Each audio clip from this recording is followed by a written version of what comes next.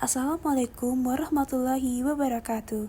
Perkenalkan, kami dari kelompok 6 yang beranggotakan Nabila Nur Fitriana absen 04, Femina Nurhaliza absen 10, Nurul absen 27, Anissa Febriani absen 28, Mega Intaningrum Nugrahaning absen 29, Rizal Bobi Prayoga absen 30, dan yang terakhir Alivia Nanda Rahmania absen 31 akan menyampaikan hasil review artikel yang berjudul Analisis Manfaat Biaya Pengambilan Keputusan di Sektor Publik. Yang pertama yaitu, apa itu analisis biaya manfaat? Analisis biaya manfaat atau cost benefit analysis adalah suatu metode sistematis yang digunakan pemerintah atau sektor publik untuk menilai apakah sebuah program atau proyek layak dilaksanakan dengan cara membandingkan semua biaya yang harus dikeluarkan dengan semua manfaat yang diperoleh. Inti dari cost benefit analysis adalah memberikan dasar yang rasional bagi pengambilan keputusan. Jika manfaat suatu proyek lebih besar daripada biayanya, maka proyek tersebut dianggap layak untuk dijalankan. Namun sebaliknya, jika biaya lebih besar daripada manfaat, maka proyek biasanya tidak direkomendasikan. Kapan dan di mana analisis biaya dan manfaat atau CBA berasal dan bagaimana penerapannya berkembang? CBA mulai diterapkan di Amerika Serikat pada awal abad ke-20, khususnya untuk proyek lingkungan dan infrastruktur publik. Salah satu tonggak formalnya berlaku di Amerika Serikat melalui River and Harbor Act of 1902.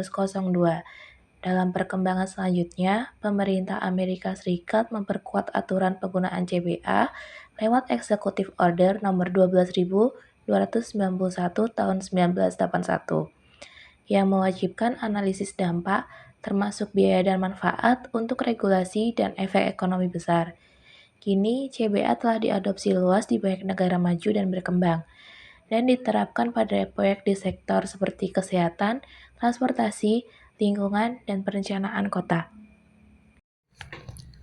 Pertanyaan selanjutnya, bagaimana data CBA disajikan untuk membantu evaluasi dan pengambilan keputusan? Yang pertama, menggunakan rasio biaya manfaat. Ini menunjukkan perbandingan langsung antara total manfaat dan total biaya. Jika rasio lebih besar dari 1, berarti manfaat lebih tinggi daripada biaya, sehingga program layak dijalankan. Yang kedua, net present value, yaitu menghitung selisih antara nilai kini dari manfaat dan biaya. Memberikan gambaran apakah suatu proyek menghasilkan keuntungan bersih setelah mempertimbangkan faktor waktu dan diskonto.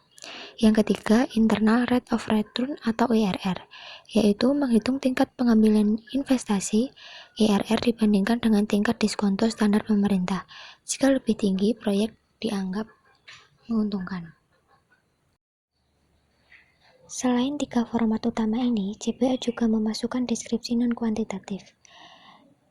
Penjelasan tentang manfaat yang tidak dapat diukur dengan uang, misalnya kualitas udara lebih baik dan kesehatan masyarakat. Kemudian penjabaran biaya non-finansial, misalnya dampak sosial dan lingkungan. Kemudian analisis alternatif, evaluasi berbagai opsi untuk mencapai tujuan dengan biaya yang lebih rendah. Dengan cara ini, CBA tidak hanya menyajikan angka, tetapi juga memberikan gambaran menyeluruh tentang efisiensi ekonomi sekaligus konsekuensi sosial dari suatu kebijakan, sehingga memudahkan pengambil keputusan menimbang proyek atau program yang paling bermanfaat. Yang keempat, jenis biaya yang dipertimbangkan dalam CBA. Ini ada 4 jenis, yaitu yang pertama biaya langsung atau direct cost, merupakan biaya yang dapat diidentifikasi secara langsung dan jelas terkait proyek atau program. Contoh dari biaya langsung ialah gaji pegawai, biaya peralatan, bahan baku, dan lain sebagainya. Yang kedua, yaitu biaya tidak langsung atau indirect cost. Biaya tidak langsung ini adalah biaya yang terlihat secara langsung, tetapi muncul sebagai konsekuensi dari suatu proyek tersebut, seperti penurunan produktivitas masyarakat, dampak kesehatan, dan biaya sosial jangka panjang. Yang ketiga adalah biaya awal atau startup cost. Startup cost adalah biaya investasi sebelum proyek berjalan, seperti pembangunan infrastruktur, instalasi teknologi, pelatihan intensif tahap awal. Dan yang terakhir adalah efek interaktif atau interactive cost. Efek interaktif ini adalah dampak suatu proyek terhadap program atau kebijakan yang sedang berjalan. Seperti contohnya adalah proyek transportasi baru yang dapat mempengaruhi pola lalu lintas atau konsumsi energi. 5. Berikan contoh spesifik penerapan CBA di sektor publik. Contoh spesifik penerapan CBA di sektor publik untuk memastikan efisiensi alokasi sumber daya. Beberapa contoh nyata. 1. Proyek fisik atau infrastruktur. Misalnya, pembangunan bendungan, pelabuhan, atau jalan raya. Analisis ini dilakukan dengan membandingkan biaya modal awal atau capital cost dengan manfaat jangka panjang seperti peningkatan aktivitas ekonomi, transportasi lebih efisien, dan pertumbuhan wilayah. Tantangannya yaitu menghitung dampak lingkungan jangka panjang yang sering sulit diprediksi. 2. Program jaminan pinjaman atau loan guarantees digunakan pemerintah Amerika Serikat untuk sektor yang sedang tertekan, seperti baja, minyak dan gas, dan maskapai penerbangan. CBA dipakai untuk menilai risiko gagal bayar, nilai jaminan, hingga manfaat jangka panjang dari penyelamatan industri tersebut. Ketiga, kebijakan lingkungan atau environmental programs.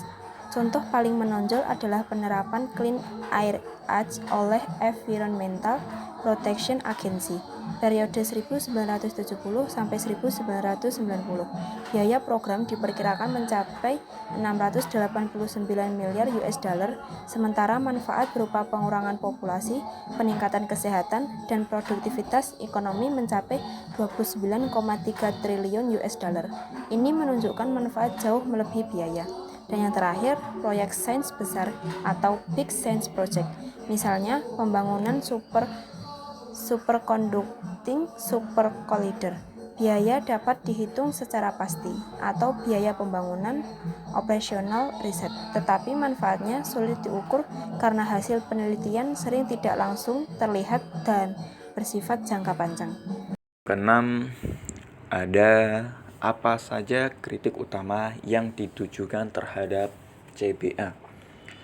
Secara ringkas, kritik utama terhadap CBA adalah yang pertama ada apolitical, yaitu mengabaikan politik dan nilai sosial. Yang kedua, kurang efektif, yaitu hasil nyata kebijakan tidak selalu lebih baik. Yang ketiga, bias ekonomi, yaitu mendewakan efisiensi ekonomi. Yang keempat, metodologis terbatas, sulit menilai manfaat non-moneter dan penuh ketidakpastian. Yang terakhir, ada distribusi diabaikan, tidak adil bagi kelompok tertentu. Kita bahas yang pertama yaitu apolitical.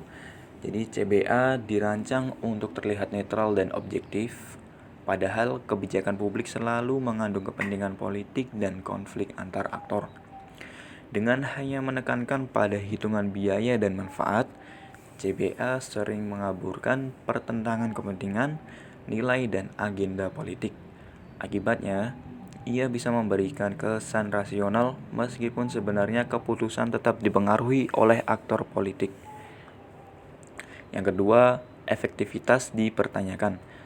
Jadi tidak ada bukti kuat bahwa penerapan CBA menghasilkan regulasi dengan net benefit yang lebih tinggi. Setelah adanya Executive Order nomor 12.291 era Presiden Reagan, CBA menjadi syarat formal. Tetapi banyak studi menemukan bahwa informasi CBA tidak selalu berhubungan langsung dengan hasil kebijakan yang lebih baik. Kritik ini menekankan bahwa CBA lebih administratif daripada benar-benar meningkatkan kualitas kebijakan.